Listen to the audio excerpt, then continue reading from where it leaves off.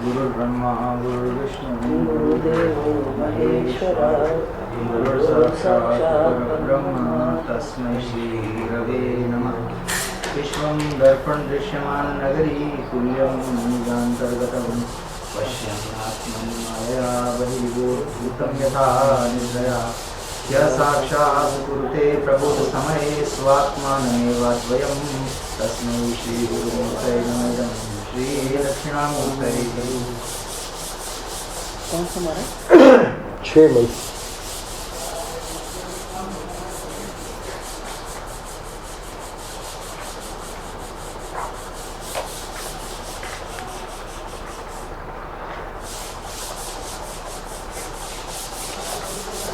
पूर्व जन्म का ऋण। आनंद रस रत्नाकर 6 मई। ये पृष्ठ पावन प्रसंग में से लिया है। कम कर लो, कम करो।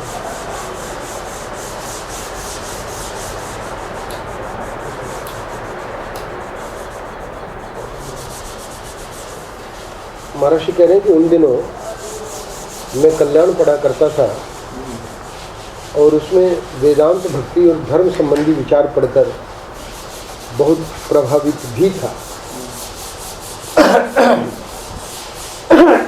खासकर भाई जी श्री हनुमान प्रसाद जी के लेख बहुत प्रिय लगते थे। एक बार मैंने वाराणसी से पैदल यात्रा की और गोरखपुर पहुंच गया। वहाँ गोस्वामी श्री चिन्मन लाल जी से मिला। उन्होंने भाई जी की बहुत महिमा सुनाई। उसी दिन सायंकाल भाई जी से मिलना हुआ। भाई जी की प्रथम भेंट में उनका विनय, उनकी सरलता, उनका सद्भाव देखकर मेरा मन प्रसन्न तथा प्रभावित हुआ।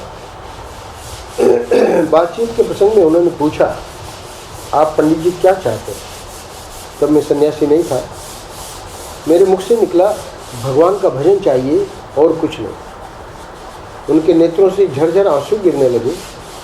वे बोले, उमा राम स्वभाव जिन जाना, तिन्हि भजन तज भावना आना। वे जैसे तन्मय हो गए हों। मेरे मन में भगवान का स्मरण और नामोच्चारण होने लगा। कुछ समय तक यह प्रभाव रहा। अवश्य ही उस समय चित्त की दशा असाधारण सी हो गई थी। 2-3 दिन मैं वहाँ रहा। तो अब तक जो हम लोगों ने पढ़ा अथवा सुना, उसमें परम पूज्य महाराज श्री पहली बात तो ये बता रहे हैं कि किसी व्यक्ति विशेष के लेख को पढ़कर हम लोग कितने प्रभावित हो जाते हैं। यानी ये जो रचनाएं होती हैं उसमें उस व्यक्ति का हृदय बोलता है। सब रचनाएं प्रभावित नहीं करती।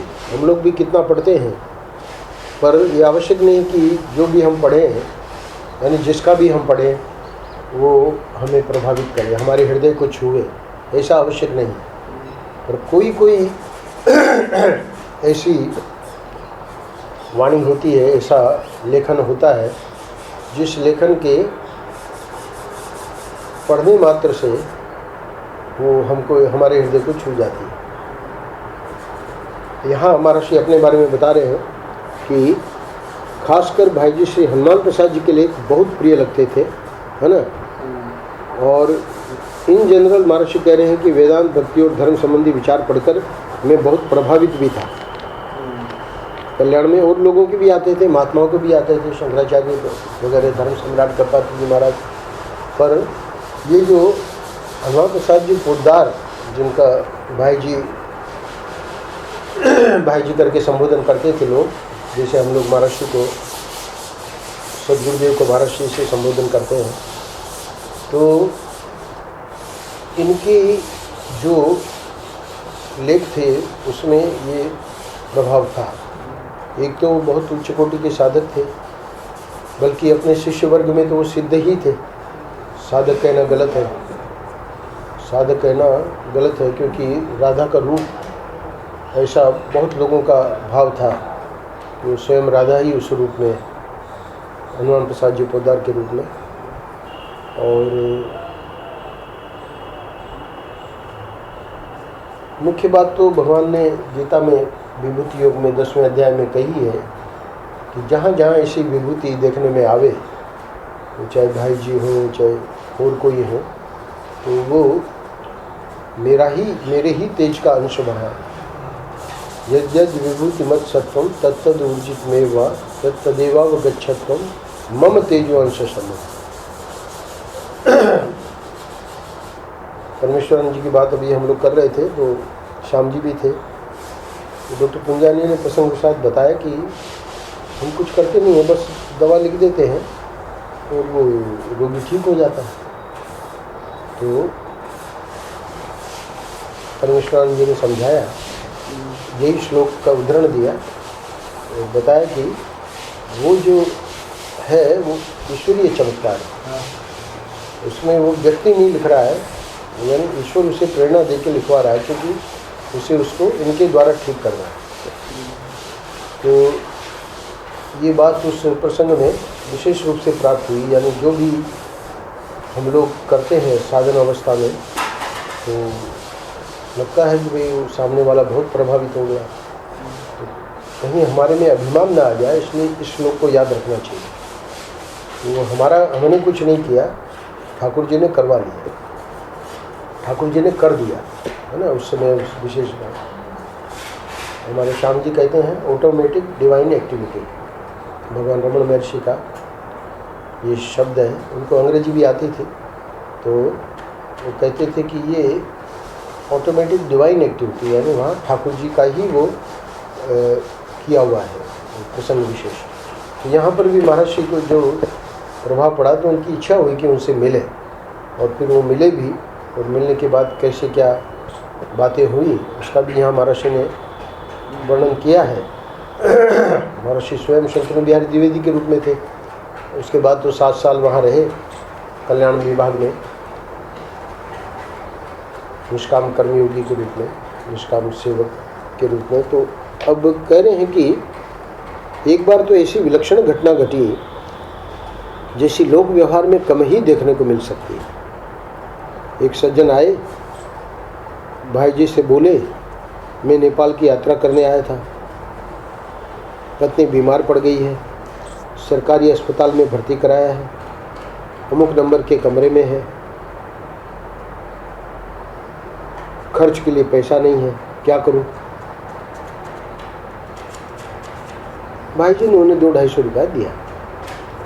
तीसरे चौथे दिन वही सज्जन फिर आए, बीमारी गंभीर हो गई है, ऑपरेशन करवाना पड़ेगा, कुछ और चाहिए। भाई जी ने फिर दिया। 3-4 दिन पश्चात फिर आए, कहा वह मर गई है, उसका क्रियाकर्म करना पड़ेगा। तो इस प्रकार जब वो कई बार आया, तो वहाँ के जो लोग थे उन लोगों को थोड़ी शंका हुई, और उन लोगों ने भाई जी को कहा कि यह कोई ठग मालूम पड़ता है ना, इससे अब कुछ मत दीजिए।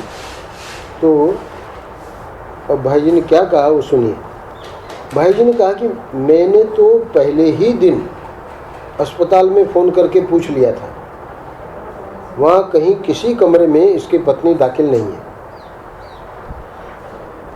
यहाँ तक कि कहा भाई जी ने कि पत्नी थी ही नहीं, है ना, तो बीमारी, औषधि, क्रियाकर्म की क्या चर्चा।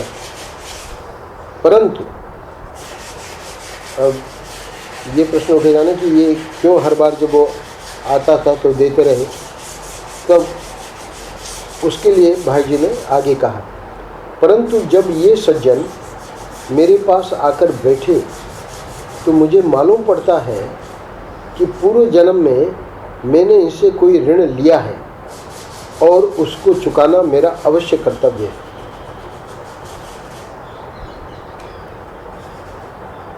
अब भाई जी अपने जो क्रिया, अपनी मतलब जो विधा है, उन्होंने जो उसको हेल्प करी, उसकी चर्चा कर रहे हैं कि भाई उसकी तो आवश्यकता सच्ची है नहीं, क्योंकि पत्नी ही नहीं है। तो कह रहे हैं कि उनकी आवश्यकता सच्ची है या झूठी, इस विचार से मेरा क्या मतलब। मेरा हृदय इनको कुछ देने के लिए विवश कर देता है। मैं अपने हृदय की पीड़ा मिटाने के लिए देता हूँ, उनकी सच्चाई झूठाई के आधार पर नहीं। एक और वाक्य बोले, भाई जी क्या सच्चे झूठे तो सभी होते हैं। तो एक यहाँ सत्संग की और हमारे मतलब साधना का एक सूत्र दे रहे हैं, क्योंकि सच्चे झूठे तो सभी होते हैं, इसलिए कह रहे हैं कि अपना हृदय सद्भाव पूर्ण रहना चाहिए।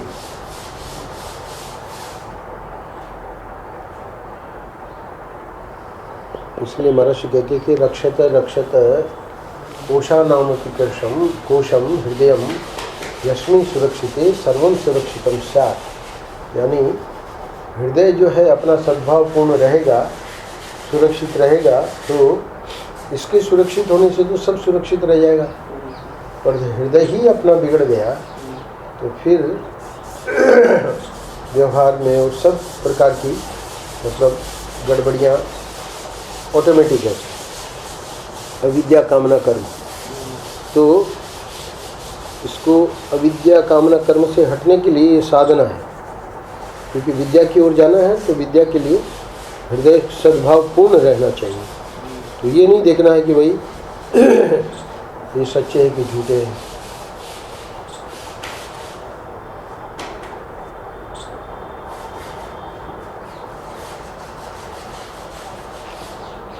भाई जी बहुत उच्च कोटि के महापुरुष थे, और जितने भी महापुरुष हुए हैं सबने यही बात समझाई है कि सामने वाला क्या कैसा है उसको नहीं देखना है। क्यों? क्योंकि तो परमात्मा ही है, उस रूप में आए।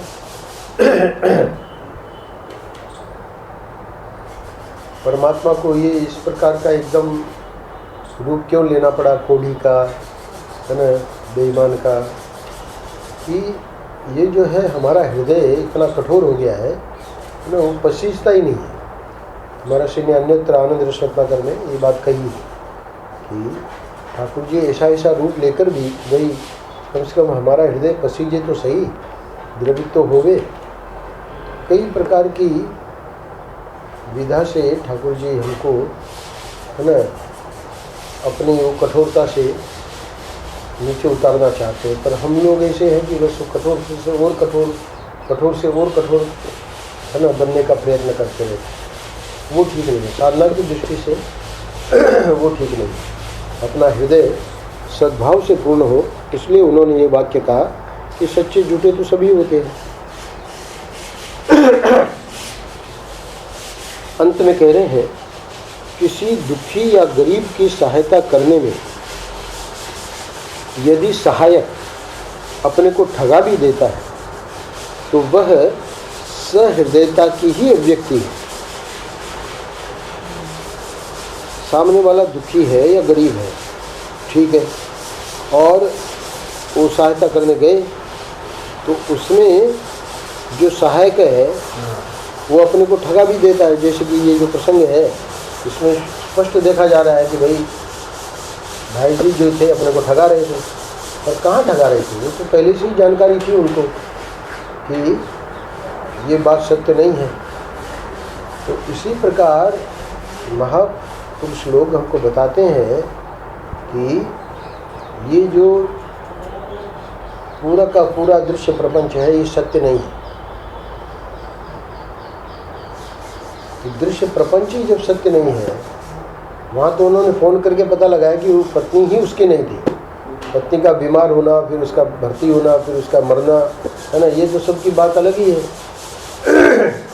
इसी प्रकार यहाँ पर महापुरुषों के पास बैठ के सत्संग करो तो ये पता लगेगा कि ये सृष्टि ही वेदांत की दृष्टि से, है ना, ये तीनों काल में सृष्टि ही नहीं है, बिना हुए हुए भास रही है।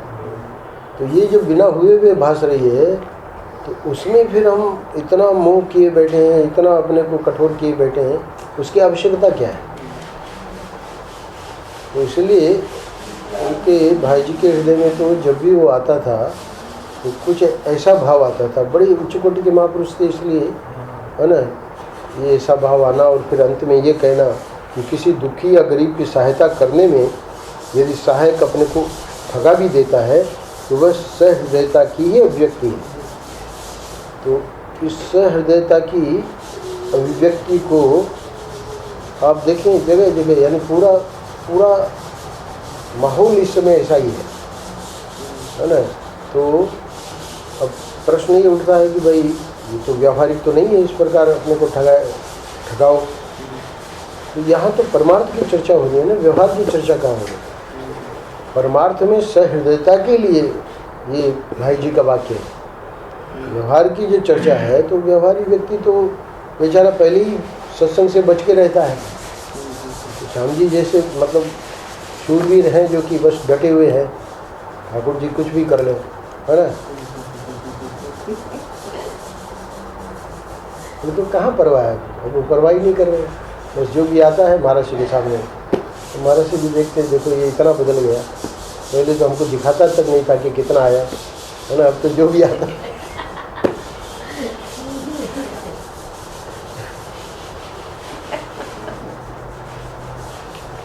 सहृदयता हृदय में बनी रहे, क्योंकि ठाकुर जी देख रहे हैं कि इसका हृदय जो है अब जो है अब हमको क्या है, संसार की सारी संपत्ति भी इसका कोई मूल्य नहीं है। समुद्र में डालकर एक क्षण के लिए किसी के प्रति सद्भावना आ जाए तो ये सस्ता सौदा है। उसका ज़्यादा मूल्य है, उस क्षण का ज़्यादा मूल्य है उस संपत्ति की बजाय। एक क्षण के लिए सद्भावना नहीं आती।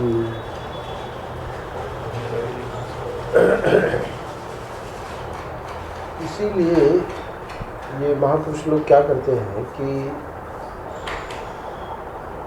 कहते हैं कि इसको लाला को ही हम दे दें। बुद्धि है लोग बुद्धि दे दो। निराले महाराज के शिष्य ब्रह्मानंद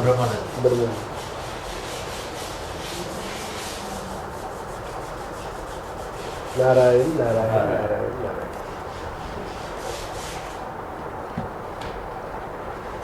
वो मिल गया जेली? हाँ, ले जाने